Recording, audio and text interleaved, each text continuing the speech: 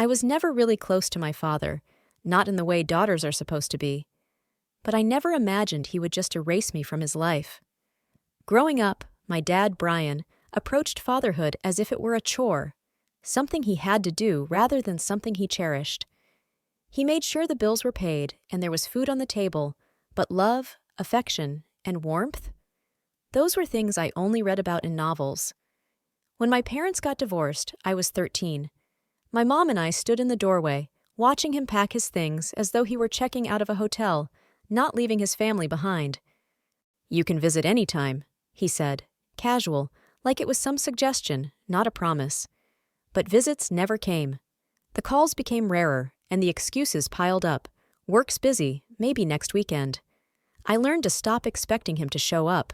I should have been used to the letdown, should have seen it coming. But nothing prepared me for what happened the day I logged into Facebook. It was a lazy Sunday afternoon, the kind that stretched out endlessly.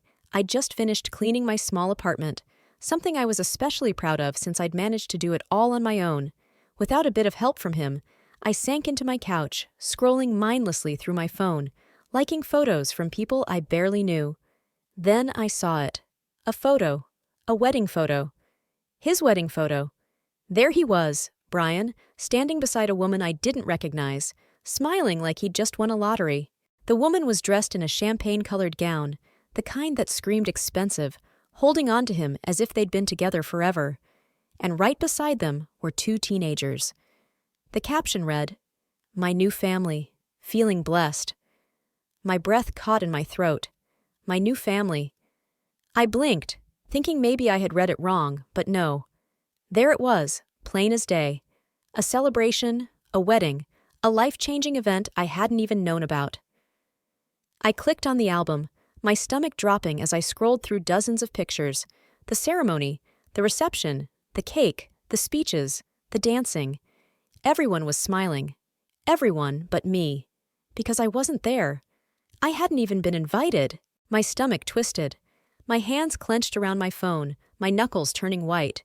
I kept scrolling, faster now, almost hoping to find some kind of mistake, some sign that I had imagined it all. But all I found was a comment from a distant cousin. "Congrats, Uncle Brian. So happy for you and your beautiful family." Beautiful family, like I'd never existed. A cold rage spread through me, sharp and biting. He had replaced me. I should have seen it coming. A few weeks earlier, he had called me for the first time in months. The conversation had been awkward. "Hey, kiddo," he'd said, using a nickname that felt strange now. "I just wanted to let you know I'm getting married. Nothing big, just a small celebration, you know, just the 2 of us, just the 2 of them." I had swallowed my hurt, told myself it wasn't a big deal. Maybe it was a small, quiet courthouse wedding. Maybe it was simple. But this? This wasn't small. It was planned, organized, and full of people. People who mattered to him. People who weren't me. The betrayal hit me like a punch to the stomach. My own father had thrown a wedding and deliberately left me out. But not his new wife's kids. No, they got front row seats, cake, and all the family love. I felt the tears well up, but I refused to let them fall. Not for him. Not anymore. I took a shaky breath, forcing myself to think. What now? I could ignore it, pretend I hadn't seen it, act like I didn't care. But I did care. And if he thought he could just replace me, erase me like an old photograph in a forgotten album, he was about to find out I wasn't so easy to forget. I stared at the screen, my heart pounding. It wasn't just the fact that he'd gotten married. It was that he had chosen to erase me. There was only one way to get answers. I pressed call. The line rang once, then twice. "Sophie." His voice came through, calm, casual, as if nothing had happened, like he hadn't just cut me out of his life and replaced me. "Hey, Dad," I said, keeping my tone steady. "Congratulations." There was a pause, a long one, like he hadn't expected me to know, hadn't wanted me to know. "Oh, thanks, kiddo," he finally said, using that nickname again, the same one he'd used when I was little, when I still thought he cared. "I saw the pictures," I continued, letting the weight of my words settle. "Looked like a beautiful ceremony. Must have been nice to have your whole family there." Another pause, this one longer. Sophie, I thought you said it was just the two of you. I cut in, my voice sharp now. That's what you told me, right? Small, just you and her. It was small, he said quickly, almost defensively. Just a few close friends, and her kids. Her kids, not his kids, not me. So, her kids gotta be there, gotta celebrate with you. But your actual daughter, your own flesh and blood, didn't? He exhaled loudly, the familiar sound he made when he didn't want to face something. Sophie, listen, he started. I didn't think you'd want to come. I blinked. You didn't think I'd want to come? My voice shook now, not with sadness, but with pure disbelief. Since when do you get to decide that for me? It wasn't like that, he muttered. I didn't want things to be awkward. Your mother and I? Don't you dare bring Mom into this, I snapped. She has nothing to do with your decision to leave me out. That was all you. Silence. I could practically hear the wheels turning in his head, desperately trying to come up with some excuse, some way to justify what couldn't be justified. I didn't mean to hurt you, he said finally. His voice had softened, but there was a certain unease in it. I've moved on, Sophie. I have a new family now. There it was. The words that I had already known deep down, but hearing them out loud felt like a punch to the gut. I wasn't part of his life anymore. Right, I responded, my throat tight, barely able to swallow the bitterness rising in me. So when you posted my new family on Facebook, you meant that literally. I'm not in the picture anymore, am I? No, he began, but I cut him off. I get it, Dad. My voice now flat and cold, no trace of warmth left. You've replaced me, that's fine, but don't expect me to act like it didn't happen. He sighed again, a long, heavy sound. Sophie, I don't want to fight with you. Neither do I shot back quickly. But you need to remember this moment, because it's the last time you'll ever be able to pretend that what you did was okay. Without saying another word, I hung up. My hands trembled, but for the first time in what felt like forever, my mind was crystal clear. This wasn't just about a wedding. It wasn't even about me not getting an invitation. This was about years of emotional neglect finally coming to a head. He thought I would just roll over like I had in the past, that I'd forgive him and move on like nothing ever happened. But not this time. This time, he was going to understand what it felt like to be cast aside. This time, I was the one in control. And I knew exactly what I had to do next. I wasn't the type to seek revenge, not until now, anyway. As I sat in my tiny apartment, staring at those wedding photos where I didn't belong, something inside me shifted. This wasn't just about a single betrayal.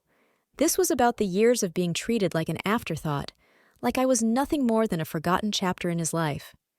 Well, he was about to learn I wasn't as easy to forget as he thought. Taking a deep breath, I started typing. Congratulations on your wedding, Dad. Wishing you and your new family all the best. Since I wasn't invited, I'll celebrate from afar, just like you always made me do growing up. Hope your stepkids appreciate the father they got, since I never had one. Cheers. My finger hovered over the post button. My heart raced, my breath shallow. I wasn't usually this bold, this direct, but something about the way he'd erased me from his life made me feel like I had nothing left to lose. Post. Within seconds, the notifications started flooding in. Likes, comments, shares. Then came the messages. Some from family who had no idea I wasn't there. Wait, you weren't at the wedding? Sophie, is this for real? Why would he do that? He made it sound like a small ceremony. I thought nobody was there. Others from his side of the family, trying to justify his actions. Maybe it was an accident. Maybe he thought you'd be busy. Don't air family drama online. It's not a good look. Then came the notification I had been waiting for. Brian commented on your post. I clicked it almost too fast, my phone slipping slightly from my hand. Sophie, can we talk? Please call me. I stared at those words, and for a moment, everything felt surreal. Just hours ago, I was nothing to him. Now, suddenly, I was worth controlling the damage for. For the first time in my life, I had his full attention, but I wasn't finished. I clicked over to his Facebook page and scrolled through the wedding album again. The smiling faces. The picture-perfect moments. The family I wasn't part of. And then I saw it. A comment from his boss. "What a beautiful family, Brian. Wishing you and your kids all the best." Kids, plural. His boss thought I was part of this happy new family. That was the final straw. I couldn't hold back anymore. I replied directly under the comment. Actually, I wasn't invited to the wedding. Brian decided his stepkids were more important than his actual daughter. Just thought you should know. It was a public reply, something he couldn't brush aside. A message that would be seen by anyone who cared to look. I could almost picture his reaction, the tension in his jaw, his hand rubbing his temples as he tried to figure out how to fix the mess he'd made. But there would be no fixing this. Not this time. Minutes later, my phone buzzed with an incoming call. Dad. I let it ring once, twice, 3 times. Then a voicemail. Immediately after, a text came through. "Sophie, please call me. We need to talk." For once, he was the one scrambling, and I wasn't about to make it easy for him. I put the phone down, feeling a strange rush of power. For years, he'd pushed me aside, acting like I was a burden he could ignore. Now, he was the one chasing after me, desperate for attention, and I wasn't done yet. My phone vibrated again and again. Texts, calls, voicemails, messages from him, all pleading for me to respond. For years, I'd waited for him to reach out, to put in the effort. And now? Now, he was the one scrambling for a response. I let him stew in it for a while, but I wasn't done. If he thought he could just bury me, pretend I was some forgotten mistake from his past, he was about to find out that I was still here, and I had one more move to make. 2 days later, I finally picked up the phone when he called. "Sophie," he exhaled, relief pouring out of him, his voice sounding breathless, as if he had been holding his breath waiting for this moment. "We need to talk." "Do we?" I said, my voice sharp, every word carrying the weight of everything that had led up to this point. I said it flatly, because I figured you'd be too busy with your new family to care. He groaned on the other end. "Come on, you know that's not fair." Fair. That word nearly made me laugh. When had he ever been fair to me? "Enlighten me, Dad," I said, my voice icy. "What exactly isn't fair? That I wasn't invited to your wedding? That you never even planned to tell me? Or that I found out through Facebook like I was just some distant acquaintance?" There was a long pause. I could hear him pacing on the other end of the line. "Look, it wasn't intentional, Sophie. I didn't mean to hurt you." I let out a sharp breath, trying to keep my voice steady. "Then explain it to me, Dad. Explain why I wasn't good enough to be there, but her kids were front and center." He went silent for what felt like an eternity before speaking again. "I didn't want to deal with it," he said finally, his voice tired. My stomach twisted. "You didn't want to deal with it?" I asked, my voice dangerously calm. "Deal with what?" "I knew it would be complicated," he admitted. "I knew there were feelings, history. I thought maybe if I kept it small, kept it separate, I wouldn't have to juggle everything. I wouldn't have to make you and your stepmom feel uncomfortable."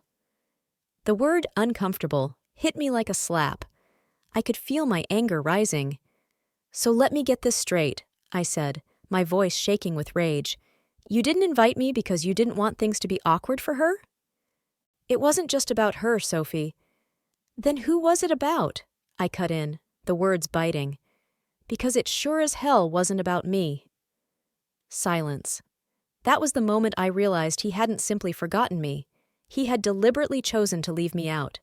Because it was easier. Because it was more convenient. Because I didn't fit into the picture-perfect life he was trying to create. I breathed out slowly. "Wow," I said, my voice thick with disbelief. "You know, I expected a bad excuse, but this is pathetic." "Sophie, please," he started. "No, you listen to me for once," I interrupted, gripping my phone so tightly my knuckles turned white. "You've spent years making me feel like I don't matter, like I'm just some reminder of a life you wanted to forget. And you know what? Fine. You wanted me out of the picture. Congratulations. You got your wish. But don't you dare call me now, acting like you care." "That's not what I want," he started, but I cut him off. It's exactly what you want, I snapped. You just didn't expect people to see you for who you really are. He exhaled heavily. I could hear the frustration in his breath. He wasn't used to me standing up for myself. I don't know how to fix this, he admitted. You can't, I said flatly. Goodbye, Dad. And with that, I hung up, and this time, I meant it. That night, I got another notification. Brian had deleted his wedding photos. I smirked, feeling a rush of satisfaction. Too little, too late. No matter how much he tried to erase the evidence, the damage had already been done. For the first time in my life, I felt free. No more waiting for him to call. No more hoping he'd finally see me as his daughter. No more pretending that his absence didn't hurt. I had drawn a line in the sand, and I wasn't looking back. But life has a funny way of testing your resolve. Just when I thought I was done with Brian, he came crawling back. It started with an email. I wasn't expecting it, not after our last conversation. I figured he would disappear, bury himself in his new family, and pretend I didn't exist, just like he had always done. But the subject line made my stomach twist. We need to talk. I hesitated before opening it. Sophie, I know you're angry, and you have every right to be, the email began. But I don't want to leave things like this. I made a mistake, and I should have handled things differently. Can we meet? Just once? I owe you that much. Dad. I stared at the words for what felt like an eternity, waiting for something inside me to shift, for some part of me to want to respond. Some part of me had always longed to hear those words, longed for him to admit he was wrong, to admit that he should have treated me better. But now that I had them, they meant nothing. I closed the email without responding. I had nothing left to say.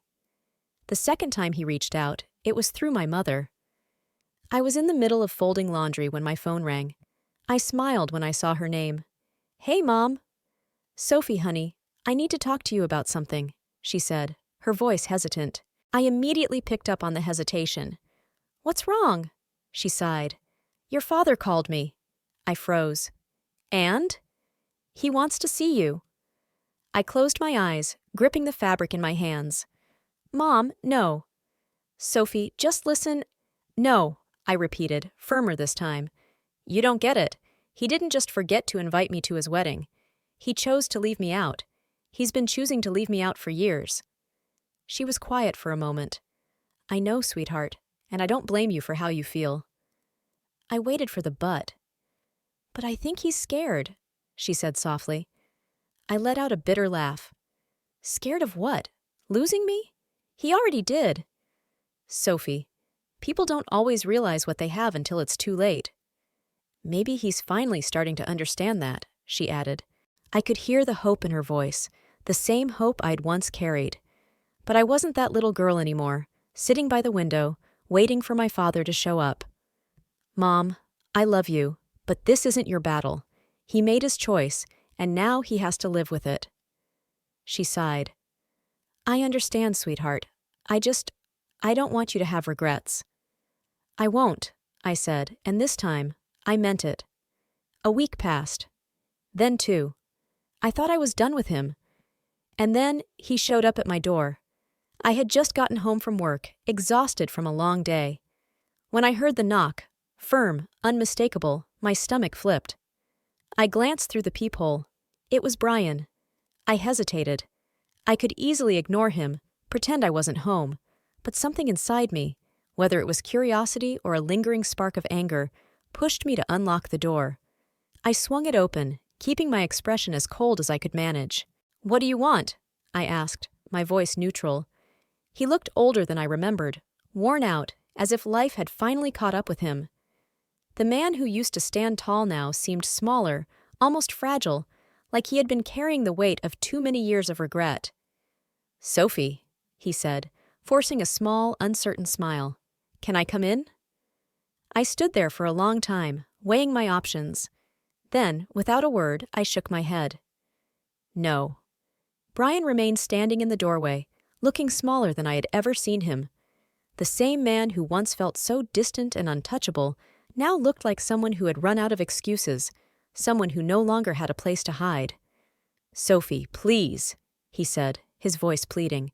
Just let me explain. I crossed my arms firmly, making it clear I wasn't going to make this easy for him. "Explain what?"